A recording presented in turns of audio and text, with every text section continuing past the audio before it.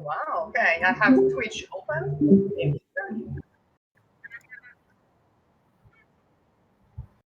Well, here we are.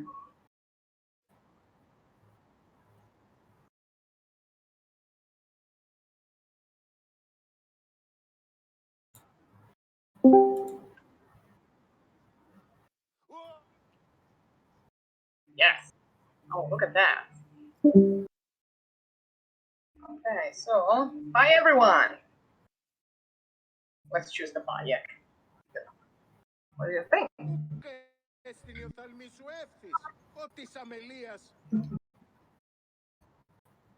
So, okay, shall we introduce ourselves first of all?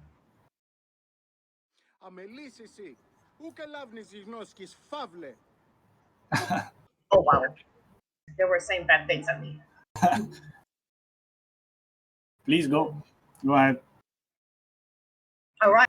Hi, I am Kate Minniti. I'm a UBC PhD candidate, UBC's University of British Columbia in Vancouver, and I am an Egyptologist, classicist, and full-time gamer, basically. Spend more time playing than writing the dissertation lately, as it happens. And I will be the one controlling the game. And my colleague, Daniele. Yeah, my name is Daniele Salvoldi. That's me, the colleague. I hold a PhD in Egyptology as well from Pisa University in Italy. And I'm a adjunct professor.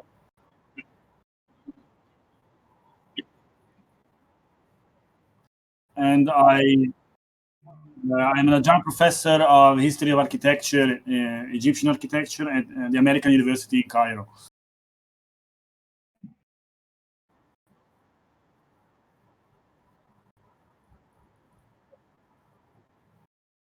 Okay.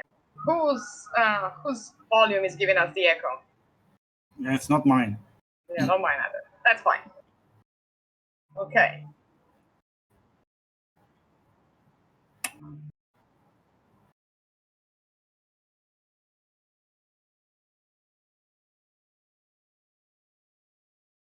Supposed to talk about Alexandria, but we thought we would start from Memphis to show how Alexandria is an absolutely un-Egyptian city, non-Egyptian city in Egypt during the Ptolemaic period.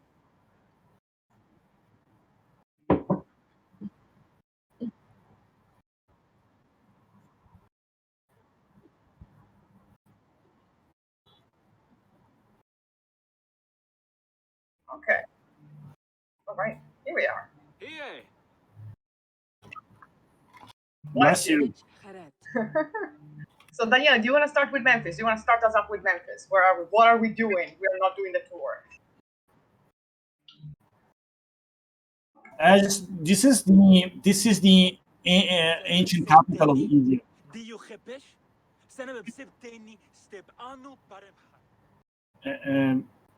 Kate, we need to fix the echo because it's disturbing. Yeah, it is not mine though because I have it Me muted. neither. Yeah, let me see. What could it be? I don't have Twitch open, so. Yeah, I have it on the other computer. So, any mod that can help with this? I'm very new to streaming. Yes.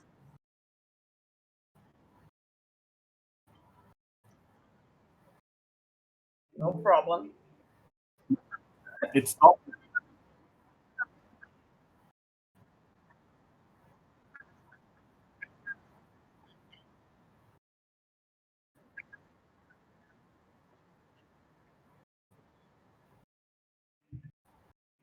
Now there is no echo anymore, so now it works.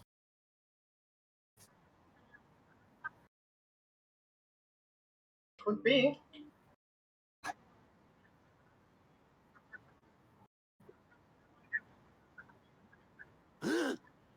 Whoa. Yeah. No, I don't have it. I think it works. It seems to be okay. I don't hear any echo. Okay. All right. Let's hope so. Okay, shall we go? Kate on the. Mhm. yeah, let's climb let's climb this temple. Let's see. So the first thing that we noticed is that so this temple is pretty well done. Actually, let's jump down for 1 second and see it from behind. Well, from the front actually. So the reconstruction of like the main structure of a temple is pretty on point. You got the 2 pylons with the flags that would indicate if a god is present or not, and statues of the god. The decoration is kind of fairly repetitive. It's not what you would find on each temple, on every temple, with these scenes with 2 to 3 gods. Some disc with the wings is pretty okay. The one thing that is terrible is the lintel. If you have a line like that on a lintel, the lintel's gonna fall down. So, props for decorations and the structure of the temple, but a lintel like that would not really work. It looks like made of concrete, huh? Right. Yes. So for those of you who are not Egyptologists, the Temple of Ta in Memphis was one of the main religious centers of Egypt since the Old Kingdom. Correct me if I'm wrong. Yeah. It was also the oldest capital of Egypt. As the unification of the country came in place, Memphis was built as the new seat of the government. And Ta was the god of craftsmen, and he's represented in like wrapped in a shroud with a skull cap, possibly holding a scepter. So those statues that we saw at the entrance were actually on point. And also this sort of entrance to the temple with a dock to come onto the temple from the Nile is pretty impressive and pretty true to life to what it could have been, or what it would have been. And we speak about the city a little bit. Yes. Because we've got this impression from ancient Egypt that everything is about temples. It's a matter of material, and this is very well represented here. I mean, the temples were supposed to last for eternity, so they were built in stone, but the majority of architecture in ancient Egypt was made with mud bricks. So those vanished and they don't exist anymore, and we're now only focusing on the temples. So in the case of Memphis, what we see here is the massive enclosure of the Temple of Ptah. That was the most important building, and it is in fact dominating the city. But then they managed to reconstruct the rest of the city with the canals, with a very strong connection with the Nile River, and these very low, simple habitations in mud bricks. There is basically nothing left of this if you go now to the region, and even very little is left of the temple itself. So it's a good idea to show the contrast between a typical Egyptian city throughout its history, even in the time where the story of origins is set, which is the late Ptolemaic period. So we are approaching the Battle of Actium, so it's like 30 BC, more or less. But that's a good representation of an Egyptian city, probably. And also, the one thing that we noticed, and which is pretty good, is that they represented the city with no public space. Public space in an ancient Egyptian city would not be a thing. When you want space, when you want to chill, you would go on the rooftop. And Daniele, I know you hate the eagle, but we can do an eagle run. It's okay. His small house has a sort of terrace on the roof where people would actually either sleep or, spend time or even work. Like, I think there are representations of people working on the rooftop at the loom, because that's the place where you have space. That's a very big difference between the ancient Egyptian city and Alexandria, which is created as a Greek city. And in the Greek city, it's very important to have a public life, social life, gathering places, a theater, an audience, places for lectures, an open square. And we don't have this in the ancient Egyptian city. We really don't have any archaeological evidence for public space, except very few enclosures at the outside of certain villages, and really perhaps most of the social life was really sort of gatherings on the rooftops. And since those don't exist anymore, we really can't say. And perhaps also a little bit was available on the Nile itself. Some activities were on boats on the river, and they left no trace. Only some That's depictions and tombs. That's true. It's not that different from my hometown of Genova, in which there are very few squares, so buildings built, and people have terraces when they want to hang out. Someone from Twitch is asking, what about the colors or paint on the buildings? Well, if we had more remaining of the buildings, we could talk more about the color, unfortunately. What we know from what we know from examples, unfortunately, we really have the most complete examples of ancient Egyptian villages, not even urban settlements, are special villages, those that we call the workmen villages. So they are sort of state-sponsored places for the workmen who were employed in the tombs of the Valley of the Kings, or in Amarna, or in the cult area of the pyramids of the Middle Kingdom.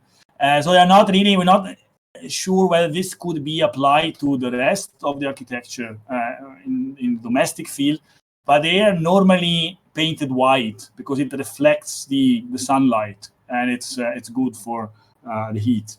Yeah, they would be made of mud brick, which would retain warmth for the night and reflect the sun out during the day. And so you'd have a fairly fresh house during the day, and then at night would be slightly warmer. And if it gets too warmer, you usually have the rooftop to sleep. So that would work. Another thing that we notice is that the map, for obvious reasons, has been squished geographically. So I've never been to Memphis, but I don't think you can see the pyramids that close, or the pharaohs, which we will see from here. Yeah, and the mountains are very very problematic here. It looks nothing like Egypt, and especially as you travel towards the delta in this map, you see hills that plague the landscape. The delta was completely flat, and it still is completely flat, except for a few settlements, and those are on built over older settlements, so they grow this way. It's nothing like that. Yeah, it doesn't really, it's not also not green and cultivated enough to look like the delta, as these things are not here. But this ramp to access the step pyramid is also accurate if, geographically in the wrong place and with wrong proportions. You would have a dock with a temple of the valley for the cult of the king, and then a ramp that would take you to the actual pyramid for performing rituals outside of the pyramid for the deceased king. So this is like the first run on Memphis. I'll stop with the eagle now. And so this is just to say that the Egyptian architecture has these sort of features, and not a lot of remains, unfortunately, because of the mud brick. But now, if we go to the Greek city, which is Alexandria, shall we start from the pharaohs or from the Serapeum? What did we say? Pharaohs, no? We were in doubt, but I will make this unilateral decision to start the pharaohs because I think we need the map first, because we want to say. All right. Well, we can see.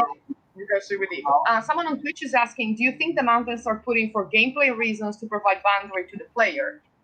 Yes. I tried to climb those mountains, and there's like the animal simulation stops there, so you can't really go forward. So they needed something to stop the player from wandering. In some other regions, they put just an infinite desert to wander. So, oh wow, we have Alexandria at night. Well, that's excellent. Sexy. So, let's talk about the city plan first, and then let me get rid of the icons. And so from the map already, you can see that it's a very different city. This is planned. This is planned on a grid. In between a lake, which is Lake Mariotis, and the Mediterranean, with several canals connecting it to the Canopus branch of the Nile here, and to the Mediterranean itself. out here where the end of the map is. And this is a city with a lot, let's zoom in a little, a lot of public spaces. You have a theater, you have, well, the library and the museum, you have gymnasia, you have, a hippodrome out here. So it is a very different type of construction. The plan. And a different type of work. Can I say? Yeah, the plan of the city is what we call in architecture Hippodamian city planning. The principles are that you have one main north-south street and one main east-west street, and then all the other streets in the city intersect at 90 degrees angles. And then you have very clear division between the public space, the temples, the agora, the theaters, the political institutions, and the private part of the city for the habitations. That's some of the principles. It had some advantages. In the city is more rational. It's a sort of a mirror of Greek society as they intended it to be. At the same time, it was less easy to defend because an enemy could move very easily and very fast once it had broken into the walls of the city. Now, one note I wanted to add before we forget is that the name of the city, and now we know it was founded by Alexander the Great in 332 BCE. The name was in Greek, but then later also in Latin, Alexandria ad Egyptum, which means Alexandria by Egypt and not Alexandria in Egypt. And this is due to its location being at the extreme west of the Nile Delta and actually not Egypt, by Egypt, close to Egypt, but not in Egypt. And this reflects also the prevalent culture of the city. It's a Greek city with Greek institution. Most of the citizens are Greek and speak Greek and worship Greek gods. And it's not the rest of Egypt. It's a very strong ideological thing. Then we'll see that actually, in reality, it works, but not so much because the interactions are too strong. And then the culture that is in Alexandria created then expands to the rest of the country very quickly. Someone in Twitch is asking, has the city been shrunk as well, or is it more or less accurate? It's much shrunk.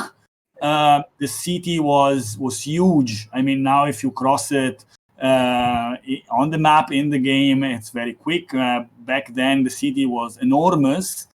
It's interesting because this game gives you an opportunity, even though the city is shrunk, which is a negative, but gives you an opportunity to imagine the city. Because if you go there now, the only thing that is left is the grid of the streets. The main east-west street, which we can see now crossing the city from east-west, is still there. And it has the same name.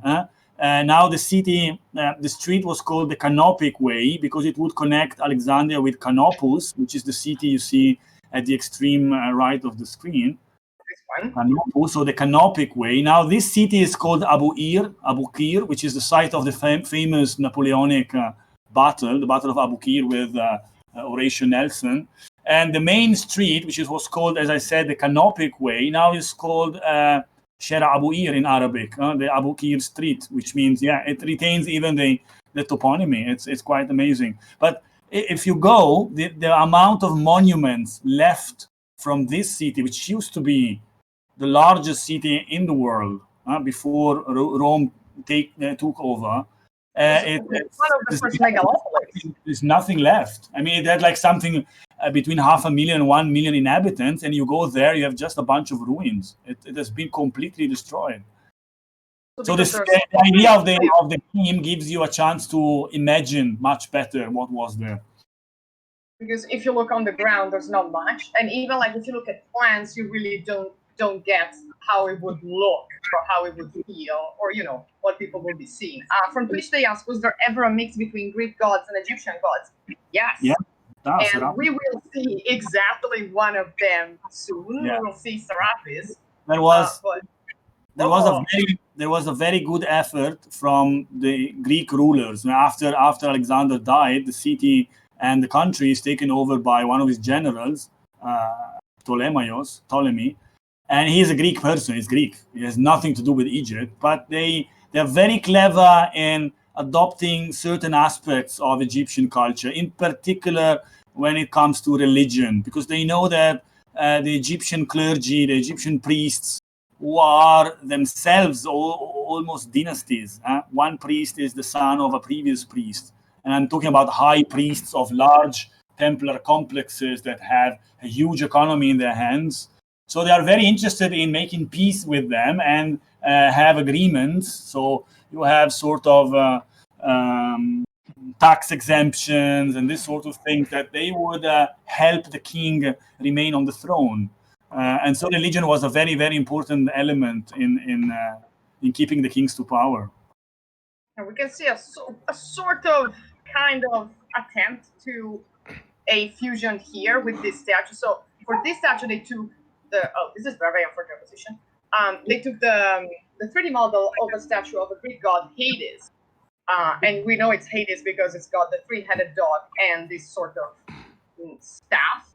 But the thing that he has on his head, it's a modus, which is a sort of basket to measure grain, which is actually something that some Egyptian deities would have. And when we go to the temple of Serapis, we will see that Serapis is a very Greek-looking god with a module on his head. So visually, they're trying to merge the gods. And an Egyptian name, Serapis is an Egyptian name. It's a name created from Osiris, the god of the dead, and the Apis bull, which both were Egyptian gods. You can also get some other weird things, which unfortunately are not in this game, such as Anubis with the jackal head dressed as Greek god Hermes. So you have Anubis in a very fancy short tunic, which is excellent. Very cute. Someone is asking, to what extent do you think a game like this can help us to understand the phenomenological experience of living in Alexandria at this time? I mean, if it was, unfortunately, you're not in Alexandria for a lot of time, and Bayek is actually a foreigner in Alexandria because he's from the south of, from the west of Egypt. He's from Siwa, so you don't get the full experience. But I think that the contrast between what you see in Siwa and other Egyptian places and this very Greek-looking city, which is also like a shock for Bayek when he arrives, could have been something that people at the time might have felt. I don't know if Bayek agrees with that. Bayek himself would be barely considered Egyptian because Siwa was to the extreme west of the Nile Valley, and it was probably there is an issue here with identity. Siwa, Egypt, and Greece. It's very important. Exactly. Someone else is saying, if I remember correctly, there were specific side quests on the mixture of Greek and Egyptian culture in the game's version of the city of Karanis. I don't remember that side, but no, yes, I do remember. Yes. Wait, the cat mission. Exactly, the cat mission. When we need to find who killed the cats. Yes, and that's pulled from and forces. It's Roman who kill it, huh? Yes, that happened. So from here, from the top of the Pharos, of which we will talk, we can see one of the harbors of the city. And this one, we see the Royal Harbor there, where I'm trying to point Bayek. So this whole complex is the Royal Palace, which had its own private docks. Then there's the Northern Harbor, which is this one, and that bridge, which is now silted up, that connected the island of Pharos and the temple of Isis Faria, which is that one. So once again, an Egyptian goddess, but with a pretty Greek epithet, who would look over the sailors and whoever entered. The entrance to this harbor, I am told, is very dangerous, and so the ships would need guidance from the lighthouse, but also protection from the gods to survive somehow and not capsize. Because if you look at the topographical map of Alexandria, there are not this one, but I'm attempting, okay. coral reefs, and it's pretty dangerous. I mean, it's tricky. It's full of islets. It's full of promontories. It really needs guidance to get into the harbor. Now, the interesting thing, I was saying that the city has changed so much. Now, you mentioned the bridge and the island on which the Pharos itself was. The Pharos doesn't exist anymore since the Middle Ages. There's just a Mamluk fortification from the late 15th century. And the bridge doesn't exist because, as Kate said, but it's very important, the whole area is silted up, and now you have a fantastic, huge road along the coast for people to stroll up and down. And you really don't realize that it was an island. It's now completely, the topography of the city has completely changed in this respect. So it has silted. Well, I mean, many things have silted up, which is understandable. The Nile brings up quite a bit of stuff, and the sea as well. What about this harbor? Is this the harbor that was for everyone else? This is the harbor, the river harbor. As you can see, the city is stretched between the lake and the Mediterranean. And as you said, the lake was connected to the Nile. And basically everything that would come from the Red Sea and the Indian Ocean in terms of trade, incense, silk, spices, precious stones, ivory from the Horn of Africa. Of course, we're talking about before the Suez Canal by almost 2,000 years. So everything would land from the Red Sea on the Red Sea coast of Egypt, then cross the desert to the closest harbor on the Nile River, 800 or more kilometers to the south, and then eventually reach this very harbor. That was the river harbor where all this trade would arrive, and then the merchandise would be transferred onto the sea harbor and then reach the other cities of the Mediterranean, including Rome and later Constantinople. So it was a very, very important commercial hub, this specific harbor. This one. Talking about this one.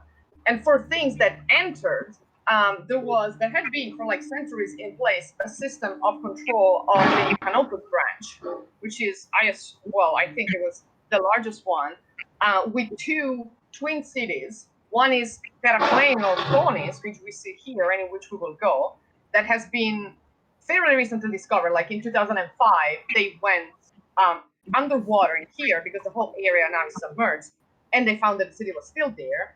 And on the other side, the city of Naucratis, which is also a Greek foundation. And these two cities were twins, and they would control everything that access Egypt from the Mediterranean. And we know this because there are two twin stelae erected in the two cities, and they're literally identical, that say, oh, everything that passes here will have, a type exact, like taken from it and sent to the capital of Sais. And the magistrate that controls these two cities is also basically the one who controls the trade from the Mediterranean. So, and I think during the Ptolemaic times and at this time period, these two points of control would still work. They didn't put Naucratis in this map, with which I take great offense, but Heracleon is there. But you have a lot of fortifications in this area. I mean, if you play and you have missions, you really have to. Yeah, there are. I think there's like a sort of fort in here. If you go to this area now, the city of Abukir, which is the modern Canopus, you have 4 fortifications from the 19th century and starting back from the Mamluk period. It was heavily guarded. It was really. I wonder why. Yeah. Shall we look at the lighthouse? Actually? Yes. So I'm gonna use the bird. So no, use the bird. Yeah. Yeah. Okay. So let me control the bird. All right. So the lighthouse. We have beautiful configurations of the lighthouse from coins. So 3 levels, basically a rectangular level, and then an octagon, and then a cylinder on top with burning flame. What did they burn for the flame? I'm no engineer or expert on lighthouses, so this is an actual question. Probably hay, dung, a mix of fuels. Not likely wood because it's expensive and Egypt doesn't have it. So Where would probably you find wood? Yeah, right. right up dung and stuff. That would be a bit too much. The height of the lighthouse was probably something around 110 meters. We know because, as we said, it survived well into the Middle Ages, and so we have several measurements and several witnesses who described it. Shall we see the statues at the corner? Because this is I'm very upset statues. about. I know we are very upset about these statues. There would be very different statues. They put some sort of Nikai in here, some sort of winged victories with wreaths of things. That don't really make a lot of sense. Because you would have statues with trumpets. Like in Helm's Deep in The Lord of the Rings. Basically. Yeah. It's true. You know that's true. And why then? Why did they have trumpets? To play them. To warn. Now, well, because it's the climate in Alexandria is very different from the rest of Egypt, and so it rains and it gets foggy. So the light of the lighthouse that was visible for several dozens kilometers away, and it was really formidable. But if the weather was not good, then in order to guide the ships into the harbor, they would blow these horns. So to have like sort of like lighthouses now, they have the siren. No? Yeah, no, exactly. If you've ever been to Vancouver and on a misty day, you can only hear and that's it.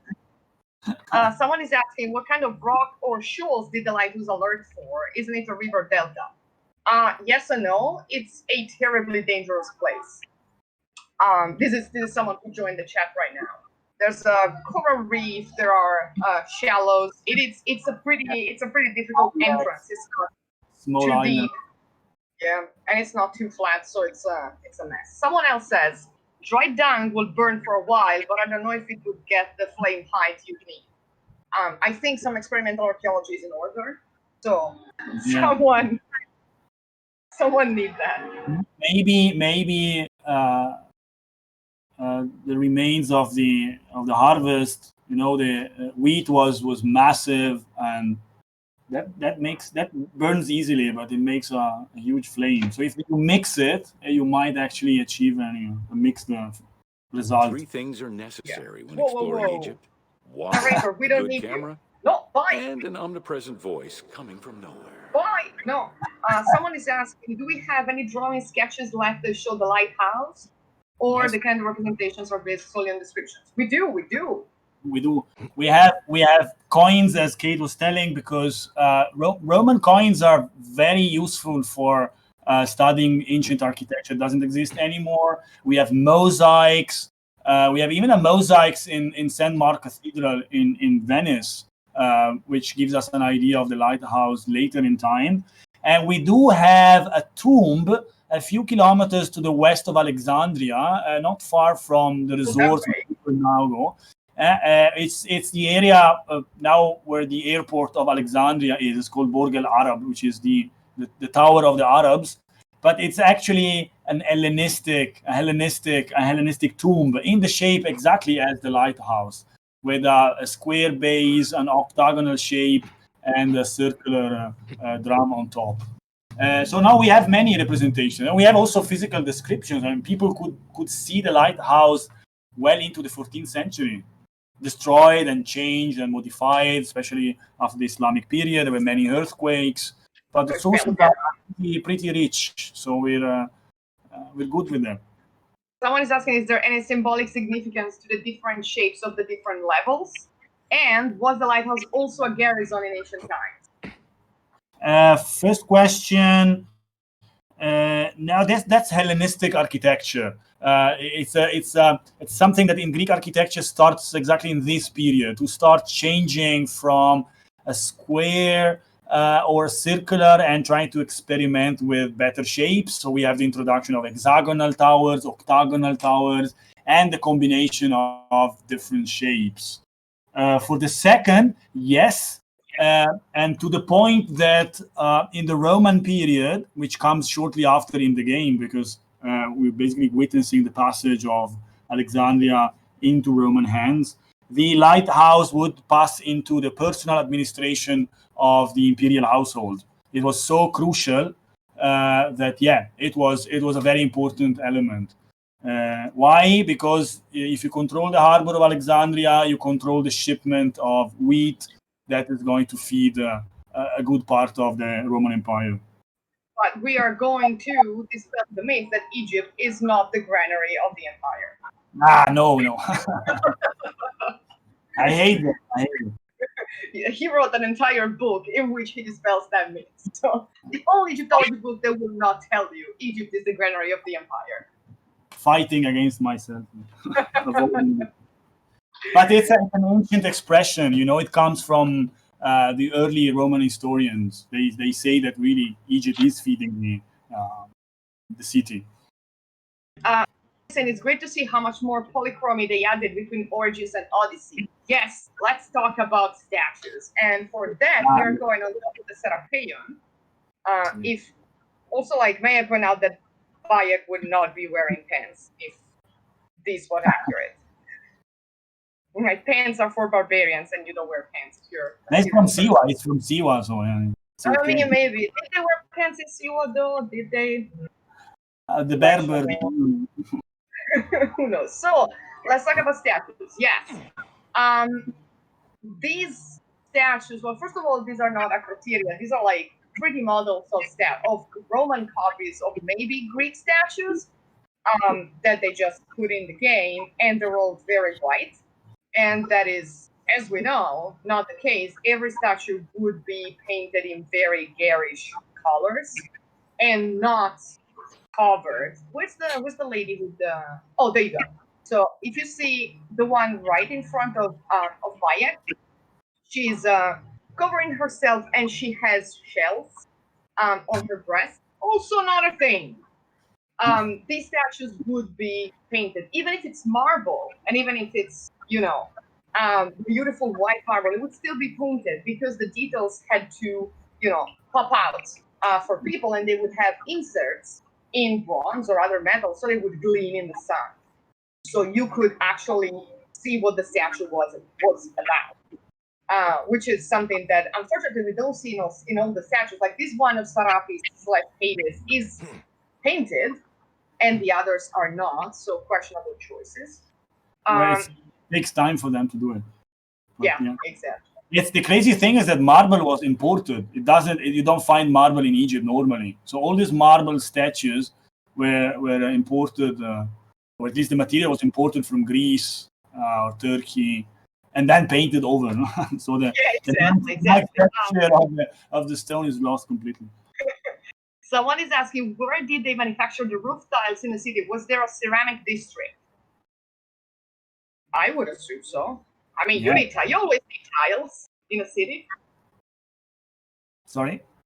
Someone is asking if they had a ceramic district to make tiles for the roofs in Alexandria. I'm not sure of the district, but definitely they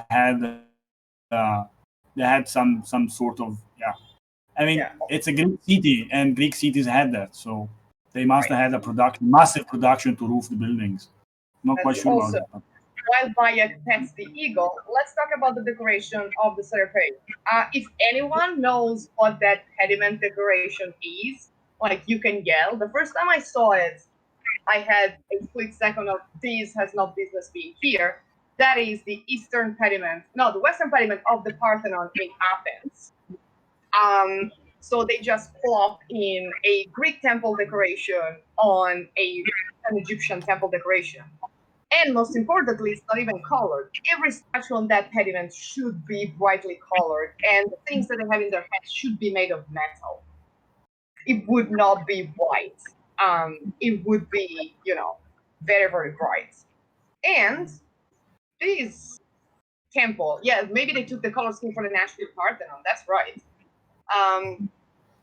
Let's see. Is there a possibility for more details in coloring to be added to the statue? I've heard some people suggest that there could be different layers of paint that got chipped away, and we're left with a base coat of pigment on the statues. Yes. And we know that would also paint the decoration of the clothes on the statues. And so with, I I think UV with like machines that see. Why don't you move inside the temple in the meanwhile? So we see Yes, something. let's go in temple. That's right. Yeah, but yes, you can see what kind of all sort of colors. So inside the temple, here we are with our Egyptian/Greek god Serapis, who has a very Greek-looking face and kind of dress, but he's wearing the modules for the grain, and Serapidos. Rapidos. Is I love how the metal on the inscription is worn out. It tells you how old. It gives you an impression of how old it was. Right. So let's make a libation while we're at it. Yeah. So this is one of the examples. Sorry, someone's going. Stop praying, guys. It's just Let's not pray. I was waiting for a motorcycle to go away. So recognition of the inside of the temple, maybe. Ionic capital. An issue, Kate. We've got an issue with the roofing because this span between the columns is too many meters for a Greek temple, and the Romans had not come to rebuild the building with concrete. So this is just fantasy. It would just collapse. It's the span between the left and the right wall is too much. It must have had either a narrower naos, so place for the statue, or at least 2 rows of columns to the two sides of the statue to support the roof. Yeah, exactly. Yeah, this is like. We're talking about how we're using the game to teach. I teach mainly ancient architecture, but to architects, so they have to notice this structural problem. Which is why you pointed out the lintel. And I teach mostly Greek art and art history and archaeology, and that is why I get angry when I see a rooftop like that, and when I see what is supposed to be a Greek temple on a podium. Yeah, that's a big problem. The main problem with the Serapeum in this game is that it's much smaller than what it looked like. I mean, it's correct, the basic idea. We have one temple and we have a portico with columns all around surrounding it, which is what you see here. But it was way bigger. You can actually go now and you see just a few remains of the foundations of the building. It was then reconstructed in the Roman period, but it was a massive building. Shall we go to see the library, the section of the library in here? Yeah. 1 second. Because this is true. I mean, they are taking into account the fact that it's known that the Great Library of Alexandria had like a smaller office within the Serapeum. So here we can see the scrolls of papyri. Yeah, so everything would be in scrolls. One other thing I take issue with, and Daniele as well, is the number of columns on this portico. You would never, ever have an odd number of columns with one smack in the middle, like this. You would have 4, or 6, or 8, but like this, not really. They break the visual, and they are annoying for people walking. Now there is this silly pool in the middle, but and they're not symmetrical. Someone is pointing out that I think that's a really good point. That do you think the outlook of the city here is influenced by paintings like Jerome and Almatadema? Because the candles, flower petals, and carpets seem to be inspired by those paintings. Yes, yeah. Orientalism. Almatadema, yes, very much. 100%. And when we go to the royal palace, we will see the animal skins, draped down in a very oriental way. Yeah, orientalistic paintings. Yeah, exactly. So why don't we go? Why don't we take it to the street? And where are we in the city? As you can see, also the Serapeum is high up, which is an element of a Greek city. It's like the Acropolis of Alexandria, the highest point where you have the major temple. That's an important point. I like that he kept the topography. From the roof, we forgot to point out to Rakotis, the Egyptian village. Oh, right. Wait, let me go back up. You know what? I'll just wipe it. Synchronize. Yeah, 1 second. Right. Well, you can see it here, but let's go see it. So we said that this is a Greek city, which is fair. It's Greek in its conception and its name and its most of its customs and temples. But By there are institution. institutions, yes, and bureaucracy, I would assume. Bureaucracy. But there are Egyptians, and they live from these other. Yeah, okay, it's from this other roof that I can see. Yeah, to go to the portico. Yeah, I'm going Because to. when Alexander came, there was already a village. There was probably a small fortification, and there was a harbor structure. Very little, and then he decided this is the perfect spot for. Someone city. is saying it all looks Greek to me. That's true, but this doesn't look Greek. Let me get on top of Alexander's statue, on top of the Serapeum. This is the Egyptian part of the city, the Egyptian village.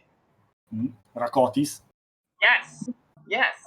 Which is that was a very tiny part of the city. It was maybe even less than 1/5, and it also reflected the population numbers. The Egyptians living in Alexandria were very few because there is no interest. The city is Greek, and you can only participate in the city life only if you're Greek. You speak Greek, go to the gymnasium, and do Greek stuff.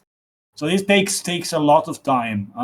Then Egyptian obviously become Hellenized and more into Greek culture.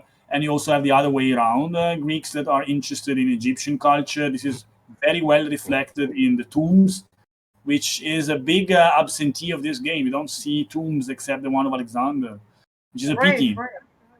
Because you have the most beautiful examples of cultural exchange in religion, art, and architecture. It's in the tombs. You actually see a religion that is Greek and Egyptian in the same burial, and so you don't really know the person who was buried. Was he Greek? Was he Egyptian? Was he both? Even on the same funerary stela, sometimes it's in Greek, sometimes it's in Egyptian, sometimes it's both. It's like, well, fair enough. All right, let's go to the main street then. Should I call a camel? Is it a camel? Oh, it's a horse this time. Well, would you look at that? So this is the main street, two-way street. So for this recreation of Alexandria, they actually used the drawings of Jean-Claude Gauvin, who's a French artist / archaeologist, and they actually showed when they presented the Discovery Tour, they actually showed from which drawings they recreated the city. Now, one thing that we wanted to point out is the use of antiquities and sphinxes and obelisks in the city. It would be a mishmash of things that did not belong to the city, but they were put around. And then this very, very excellent recreation of the facade. I think this is the museum. Yes, sorry, this is the museum, so the institution. All the people talking. Yeah, they're yelling at them. But they speak Greek. You see how it gives you a sense of the culture. When you travel in the rest of the country, they speak Egyptian and Demotic place. And I'm gonna punch him in the face. Yeah, okay. Now let's talk about the facade of the building, because it's an amazing effort from the creators to really be as accurate as possible. This single building is maybe you're familiar with the architecture of Petra in Jordan. If you are archaeologist or into archaeology, you might have seen Indiana Jones, and one of the final scenes is shot there. Well, that kind of architecture in Jordan is exactly modeled after the architecture of Alexandria. And it would be exactly like this, with an employ of Corinthian columns. If you can zoom in or move closer to the upper tier columns, where you have... I'm gonna get right over and jump on them. Yeah, the shaft of the column is twisted, which is typically Hellenistic. And the whole idea up to the second tier. Oh, great. Yeah, these ones. So the shaft of the column, you see, it's twisted, which is typically Hellenistic. The capital is a little bit Art Deco, I think. It's a little Art Deco. It's a mix of things. But the idea of having these areas projecting out and projecting It's not in the and heat that having gets the you. pediment. Well, it might. If the miles and Man, miles of endless we didn't barren ask for desert your without input. water Thank you, don't man. first. Yeah, that's okay. Just I want to see the segmental pediment, the one that is just under you. Can you just jump down?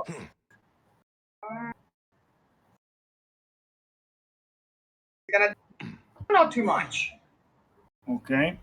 So this idea of parts projecting out and niches and columns and curves. If you can look up, you can see some of the some of them are even curved. If we go into the extreme right and extreme left. Right. Some are pointed, some are curved. Yeah. And the central pediment is typically Alexandrian. So I was very excited because I teach this in class. And then I could show the students exactly like this. Also, the use of different materials. So these fantastic columns of, I don't know, a very dark hard stone with the sort and of then green. marble and then redstone. And this is also the kind of things that would be painted by Romans in their frescoes. Yeah, exactly. Yeah. When they get to one of the Pompeian style of the faith. You know where you see this? You see this even in the Umayyad mosque in Damascus in the early Islamic period, in the 7th century in Damascus. There is a mosaic representing their idea of paradise, and it's basically Alexandria. So it was such a fantastic city that for centuries it was the city. Now we have the rhetoric of Athens, mother of democracy, and Rome, caput mundi, and later. We forget how Alexandria was extremely influential in the history of art, architecture, and culture in general. In the history of culture, because of the library too. Someone is asking, is some of the architecture added just to make it easier for you to climb? I mean, yes and no. That would actually be a building that you would find in Alexandria. I doubt people would climb it, but you would definitely find it. Yeah. So it's not really added for it. If you look at the buildings you see all around us is Greek architecture, Ionic order, Doric order, Corinthian columns, different materials, and very little of it is Egyptian. It's just used for decoration, and it's basically pillaged from the hinterland. It comes from Memphis, comes from the other delta cities, where they would just take obelisks, statues, sphinxes, give the city like a sort of taste of the East, and a very early Orientalism. Yeah, they would.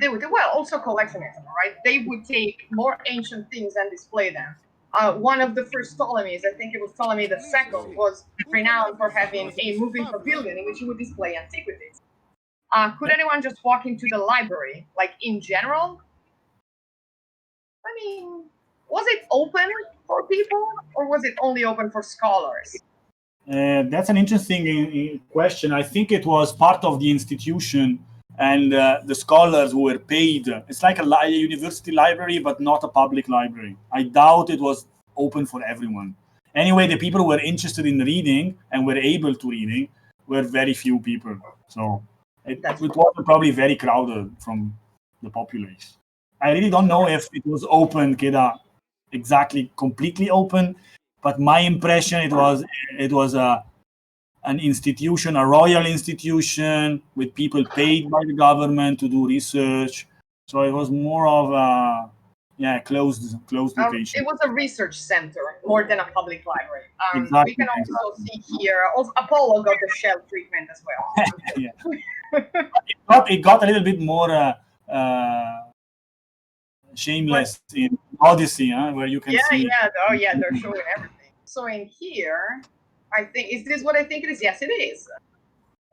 So this is the Sema, or Soma, which is the tomb of Alexander the Great, which is one of the big, it's one of the big mysteries of Egypt? Are we allowed to say that? We are in.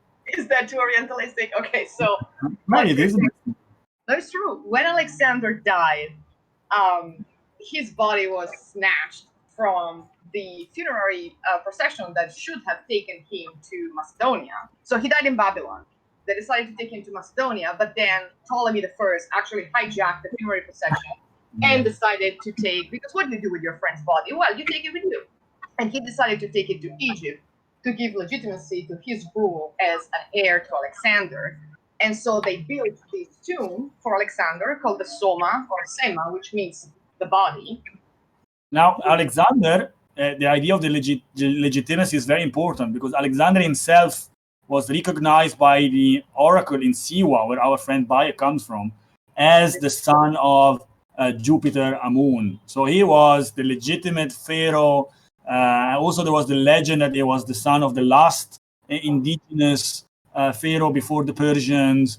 So it was very easy for Ptolemy I to insert himself into this new line of legitimacy, being the Try that. But the point is that it was also a very Egyptian thing to do.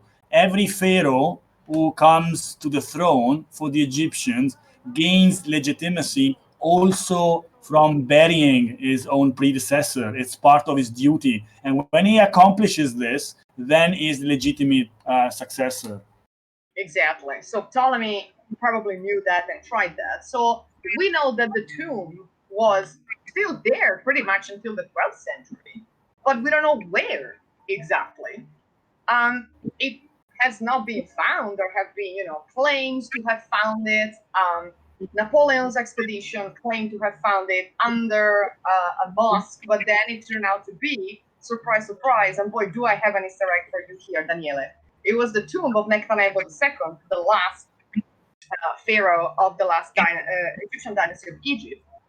And the sarcophagus is now in the British Museum in London, but might actually been the sarcophagus of Alexander. He himself using the sarcophagus of Nectanebo, so to link himself to the previous indigenous dynasty. Would have been crazy. Exactly. And which sarcophagus do you think this is a 3D model of? Exactly that sarcophagus. Surprise, it's an Easter egg. Although the original sarcophagus is in dark green stone, and this one looks made of glass, because we are told by sources that Alexander was buried in a glass sarcophagus, which I find kind of difficult to believe, because could they make things of glass that big at the time? Not this extent, I think. They could do small pieces. Even the Romans couldn't do large glass windows. So maybe alabaster? So probably it's alabaster, or it's a frame with elements of glass where you could see through. Not something like this completely made of glass. I don't think they had the technology to do that. No, absolutely. But so he was buried in something, in something that left the body visible. The body was mummified and still in pretty good conditions. Now, we don't know what pretty good conditions would mean by ancient standards, mind you. He still had his nose. And various Roman emperors went and took pieces from the body. So the ring, the belt, the staff, the chest piece. And then at a certain point, this tomb disappears, and we don't actually know where it is now, although it could be under this mosque or the other mosque in Alexandria, but it has not been found. Now, there are two places in Alexandria that are likely candidates, because we know that the tomb of Alexander was inside the city walls, as this one in the game, which is not something common, because normally the necropolis would be just outside of the walls. And we have this magnificent portal made of alabaster, which is this translucent stone, which is all what is left of very likely royal tomb from the early Hellenistic period. So if it's not royal, if it's not Alexander, it's probably Ptolemy I or one of the wives. So there is a great chance that this tomb is that one, but we only have the portal. It's called the Alabaster Tomb, and you can visit now in Alexandria because it's inside a cemetery, the Latin Christian cemetery. You have to pretend that you want to visit the tomb of your grandfather, and they let you in. Like But Grandfather Alexander. I did that. I said, this is the Latin. I'm Italian. My grandfather was here, so they let me in. The But Italian otherwise, it is inaccessible. The other one is the mosque you mentioned, which is one of the most prominent mosques in Alexandria, although very small. It's aligned with one of the main north-south streets. It's called the Nabi Daniel Mosque, the Prophet Daniel. It's not the same Prophet Daniel of the Bible or of the Quran. It's just a Muslim preacher from the Middle Ages. But this mosque is very interesting because it has an underground passage. I mean, the mosque has attached a shaft that goes underground where you have the Islamic tomb of the preacher. But then the few people who were able to be there said that there are passages underground that are blocked and, of course, are not visible or visitable. And it's a big mess. Huh? So yeah, maybe it's still there. I'm actually quite. Do you buy into that? Hopeful, yeah, I definitely do. Yeah. You should tell, someone in your family to go investigate with their I want power. to. I have some friends. I want to go and pretend I want to. But I want to visit the mosque itself inside, and then I want to see the tomb of Nabi Daniel, and maybe I will explore and let you know. So someone asked, what does the text say? And so it is actual Greek, but it says something about the game. So it says, a moon stands in a field of trees, and the sanctuary in Siwa holds the highest authority. From man to king, and from king to god, he handles godlike might with his mortal hands.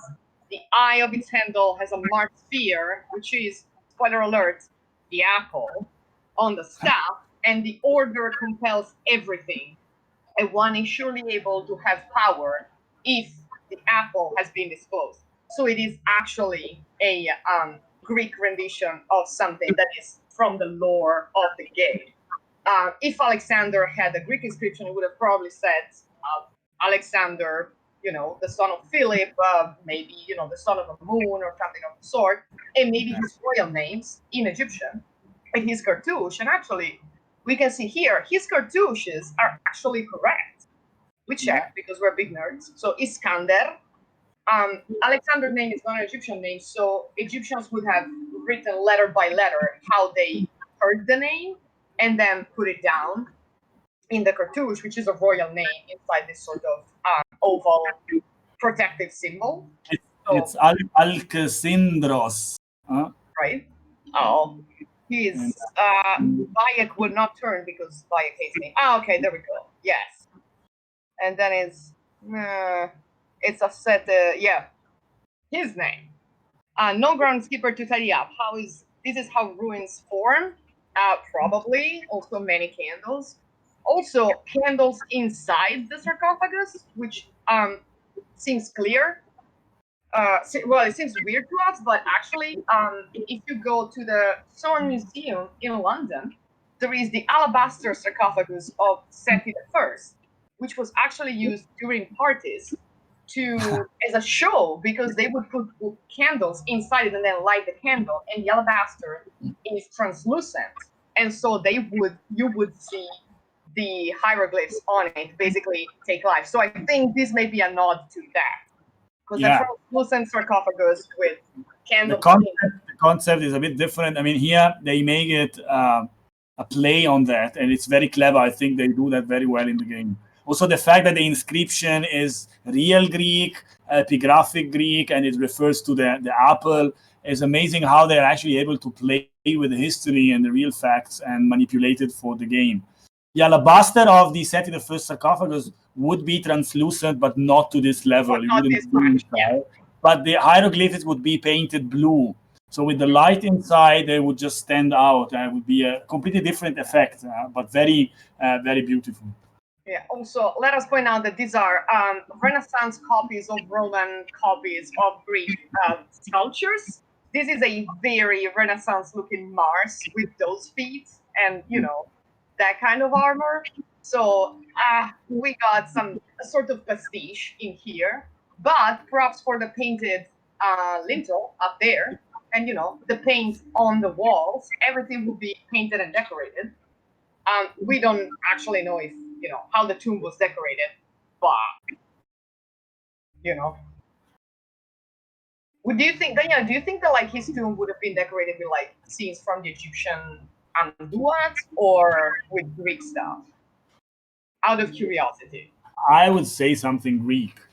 We have, when we look at the series of the Greek tombs of Alexandria, the early ones, which is the necropolis now called Shatbi, not far from where you are actually in the map, the tombs are completely Greek. You have Doric columns, fluted, partly fluted, with fake windows. It's just purely Hellenistic. And then you have the successive set of tombs, which is the Mustafa Kemal necropolis in Alexandria, where they are perfectly Greek with the Doric columns, courtyards, triglyphs, everything is Greek. But you have tiny Sphinx statues. So you see how it's getting a little bit interested into Greek, Egyptian culture, but very limited. Then the third set of tombs, which is later, between the 2nd and the 1st century BCE, it's the necropolis of Amfoshi. You have a Swiss. You see ancient Egyptian gods painted on the walls. You have Osiris, you have Horus, you have Isis. You have more consistent decoration with tiles on the walls, and you have Egyptian frames for the doors. You have the solar disk. You have the cobras. So you really see, as time passes, Egyptian culture becomes more prominent, even for the Greeks, especially in afterlife beliefs. And by the Roman period, you have the predominance of Egyptian elements actually over the Greeks and the Roman ones. And you have these tombs in a place not far from the Serapeum where we were before. You can actually visit, where you have two scenes, one on top of each other, both decorating the same burial place. On the top, you have the bed of Osiris and Isis and Nephthys mourning. And in the lower register, you have the kidnapping of Persephone. So, so two things together. It's quite amazing. Yeah. Now, Alexander was king, so maybe there is a legitimacy issue for Ptolemy I. He wanted to please the Egyptian priests. We really don't know. I would think something completely Greek, though. Yeah, I would agree. Someone's wondering if they have street food. Yes, both in antiquity and in modern times, there is amazing street food. This is another completely Greek thing plopped in. If this man doesn't stop yelling, I'm gonna have to, get the hidden weapon. This is the Heracleon. This is like part of the Heracleon, which is also on the Acropolis of Athens. Props to them for keeping the polychromy of the Caryatids, but this is not really what it would have looked like. Also, notice the semicolons, the odd number of columns. We are at that again. It's a temple on podium. Temples on podiums are Roman. You would not find a temple on podium in a Greek city unless it was built by Romans. Like, the Greeks don't do that. They do peristasis, which is columns all around for reason. So these are, sir, please. These are things that would not make a lot of sense. But the fact that these statues are painted is maybe a better representation of the white marble statues on top of things. Also, the obelisk that is broken into several pieces. The obelisk, the real nature of the obelisk is one piece of stone. Otherwise, it doesn't work. It falls. It can't be done. And it's a great, a matter of great pride for a pharaoh to be able to put up an obelisk in one piece without it breaking, right? So the gods favor you because you can achieve these feats. And now, ta-da! What is the Star of David doing there? So this is the Synagogue of Alexandria, one of the many synagogues that were built in the Hellenistic city. And of course, to please the audience, or to catch the audience attention, they used an obvious Jewish symbol. There is a mission that involves the synagogue. So for the player to understand what he's doing, the Star of David is obviously a good thing, but it's a medieval symbol, so you would not probably find it on a Hellenistic synagogue. What is interesting is that we know that by the Roman period, so by the period Bayek is going around, 2/5 of the population of Alexandria were Jews. There were at least 2 of the 5 quarters of the city were inhabited by Jews. So there were more than one synagogue in the city. But it was a very, very important community. They escaped from Jerusalem and the surrounding areas during the wars with the Seleucids and Seleucids. And we know one of the high priests of Jerusalem settled in Egypt. And obviously, the translation of the Holy Bible into Greek happened in Alexandria by orders of one of the first Ptolemies. Someone is asking, what symbol would the Jews be using at this time? Probably the menorah, which is the one that we see on the Arch of Titus, just 100 years later. They have the Solomon knot, for example, in synagogues, in early synagogues. Something more geometric rather than, some sort of geometric design. Now I can't really say, but definitely not the Star of David. Yeah, that is later. All right. Yeah, Austria uses the menorah. Yeah. And the instance of the obelisk, the problem is like just that so you can climb it for the purpose of the game. Yeah. I mean, they clearly broke them into pieces to make them climb. And even with the big facade before, like some of the columns, you can still see the drums of the columns for you to climb them, but like no column columns would be covered with like plaster so that you wouldn't see the drums of the columns, because that's not how they did things. You would want to give the impression that the column was carved of one single drum when in fact it was like at least 4 or 5, which is much easier to feel. Why is everyone running me over? This is terrible. Take care. Can I say something? I don't want. We've been very critical on the game, and I mean, I think it's the best game I've ever played, and it's the best game where you can see ancient Egypt and the Greek world, and so it's fantastic. We're just being very Nazi here because we're using. I mean, because this is a good example you can give to students. You teach them what we know, and then you tell them, go and see it. You know that the Discovery Tour was actually available for free for some time. So the students could actually go, and you can tell them, try to criticize what you see, whether it fits with what we studied in class or what we know from the sources. And so it's a great tool. I mean, these are very tiny issues with a fantastic game. I mean, I really enjoy it. Like we're taking issues because we're too nerds. But it's good. And even when you're teaching like Greek architecture, you can use this one for like Hellenistic architecture, because it's one of the few examples in a video game in which you can actually see legit architecture and not just like in Age of Empires or something of the sort. This is a good instance. Let's not start with Age of Empires. I want to say something again. Sorry, just to because somebody was in the stream before was talking about looting and traffic of antiquities, and this is a theme you find in Origins in one of the expansions, or the Curse of where you have the Curse of Pharaoh. The Curse of Pharaoh, where you have the ninja Nefertiti that took me on 1 week to kill. The nice thing is that where there's some sort of politicize the thing in a very nice way. It's part of the decolonization of Egyptology, which is very important. It's a theme we need to invest as Egyptologists, as archaeologists, a lot of efforts. And the idea that they're portraying some Egyptians, some Greeks, and the Romans as pillaging the antiquities and purchasing them and shipping them outside of the country. And many Egyptians in the game are very upset and they're very vocal about it because it's about heritage. And this is Egypt now. It's Egypt in 2020. So it's a fantastic way to also teach about this and make awareness about this. I'm very happy about this part of the game as well. Yeah, and it also, told people something that they may not have known, which is Egyptians ancient Egyptians themselves were looting the tombs of the ancestors of the ancient kings.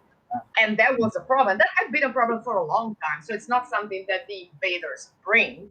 It's something that's always been there. When you have a lot of disposable income buried underground, someone's ought to go and take it.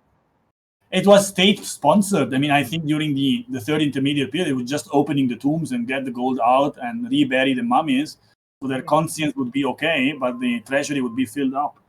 Right. So, hey, you gotta get, someone's gonna give. So we have, in the meantime, moved to the city of Heracleon, or Thonis, the one that had sunk. And if you're wondering, well, why did it sink? It's because it's built on stilts. And so someone decided they're building a giant temple of a moon, like this one. This temple was really there, on soil that is basically like wet sand, was a good idea. And then when there was a tsunami followed by another tsunami and then everything went underwater, they're like, oh no, what happened? Well, you built a heavy temple on stilts. So, but this is one of the cities that would guard the entrance to the east of Alexandria, and it had a tiny lighthouse on its own, to the delta. This is a very different entrance to the Nile. Well, okay, this is here. There's a helicopter outside my window, don't mind me. This would not have been a difficult place for ships to enter, which is also why they put the trade officers there, because they would have a lot of traffic, especially before Alexandria was founded.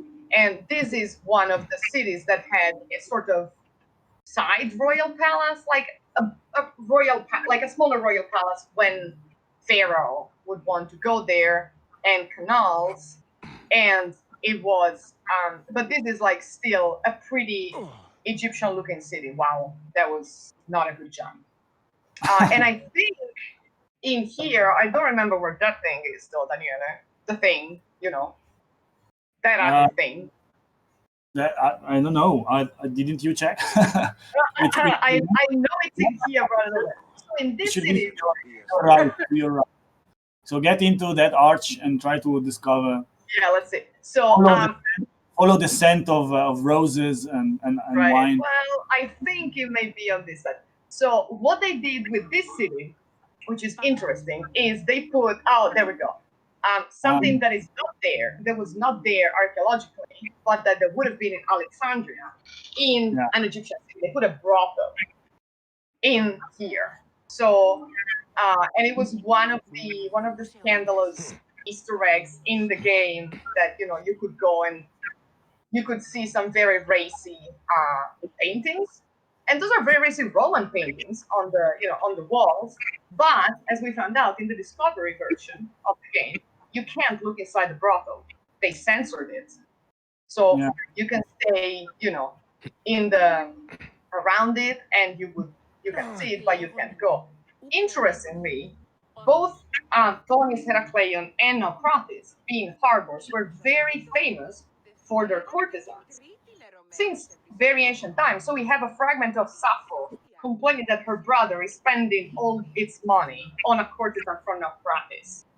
So, why are you spending all this money on this beautiful woman from Necropolis? She is a Greek who's living there. Why are you doing that? And he had his reasons to do so. So, would they have had brothels in very Egyptian cities? We don't have any. And from what I know, from what I studied and read, we don't have any reference to that. It doesn't look. They probably did it, but it was not an institution. It was not a house that you would go inside and there's the pimp and you pay the quota. It's not like the Romans, and this looks like the place. There's all these naked people are. There's scantily dressed people. This also looks like a sort of bathhouse, like an open bathhouse with mixed genders. It's also the topos of the culture of the decadent Orient, where they have this. There we go. And look at this beautiful lion skin. This is like right out an 18th century painting of Egypt and the Orient. Look at the skins. And the carpets. Right, and the flowers and everyone draped, lounging around. So there is a certain degree of playing with what people expect when they think of the Orient. Someone is saying, I love how Origins is 400 or so years more modern than Odyssey. And I think, yes, the average person conceptualizes the visual to associate with Egypt as older than those of Greece, even though, of course, these are parallel and intertwining societies. That's true. And in Origin, it's interesting to see how the pyramids are already ancient and crumbling down. Yeah. So, like, the Egyptians themselves knew that there was stuff that was way more ancient in their country. And when the Greeks arrived, the Greeks always had a lot of respect for Egypt because it was such an ancient civilization. So, but it's interesting to see how this is later in time. Come again? The Romans, on the contrary, had this ambivalent attitude. You had the same Greek taken idea of that, yeah, Egypt is ancient and it's about wisdom and lore, and of course the architecture of the place was just amazing. But then they had this mockery attitude and hatred for the customs, and specifically for the religion, how the gods have animal heads, and you worship an onion according to Juvenal. And if you eat an onion in one part of Egypt, they consider you are blaspheming God. So you say, how lucky are the Egyptians that they have the gods in their orchard? So they're mocking them. It's also part of the propaganda against Cleopatra, which is a big part of the game actually here. She was a very clever woman, but all the sources we have are those authors that were working for Augustus, who eventually defeated her. So he was absolutely interested in presenting the queen as sex-driven, intriguing, horrible person who wanted to destroy the liberty of Rome. And that's why she teamed up. Yeah, but that's the propaganda. You take something, you flip it completely, and that's it, and people believe it. So we have this idea that Cleopatra was a threat and a menace, and he had to destroy her. Augustus had to destroy her in order to bring peace to Egypt. So, interesting, and we still pay somehow the price of this propaganda. We still, I mean, in this game. Kate, that looked like a ram sphinx of Taharqa that you just. Yes, doesn't it? So once again, a more ancient statue of like several dynasties before, taken and brought into a newish temple. This one is like the big temple of the moon that they would have been building before that. And this temple in particular is like a mishmash of styles that would have not really be seen at the same time. So this sort of columns with this little, let's say, wall in between is something that Ptolemaic temples would have, but the shape of the columns is a lot. Exactly. This is a typical characteristic of Greek temples. You find very rarely before the Ptolemaic period screen walls between the columns, but then the bell shape, the pear shape of the columns is dynastic pharaonic Egypt, would not fit with the design of the building. And then the decoration, as you said at the beginning, it's flat. You get everything in the game is basically late Ptolemaic art. So you really, I think it's, of course, it's too expensive to variate, but you get this idea that Egypt was always the same and didn't change throughout 3,000 years of history or more. But that's not the case. Of course, whereas like in more ancient temples, you would have a different style of decorations because they had been built, a millennium before. So this is like, so it's good that they painted all the decorations and the temples are like brightly colored and there are all these things, but also it's a bit static. Although we do like the naos of the goddess. Yeah, one thing you would not be able to do is to access this area of a temple. Of course, for the love of the game, we are very happy to be able to do it, but no ordinary Egyptian would be allowed to see the statue. The the statue would not be visible in the first place. It would be closed in a tabernacle, for example. So they should have made all the sanctuaries like restricted areas that they would like chase you with a stick if you go inside. But the statue would come out on a processional boat on occasion. But even then, you would not be able to see it. So you would be able to perceive the presence of the god. No, we don't want to start Salvoldi. Thank you. But not to see.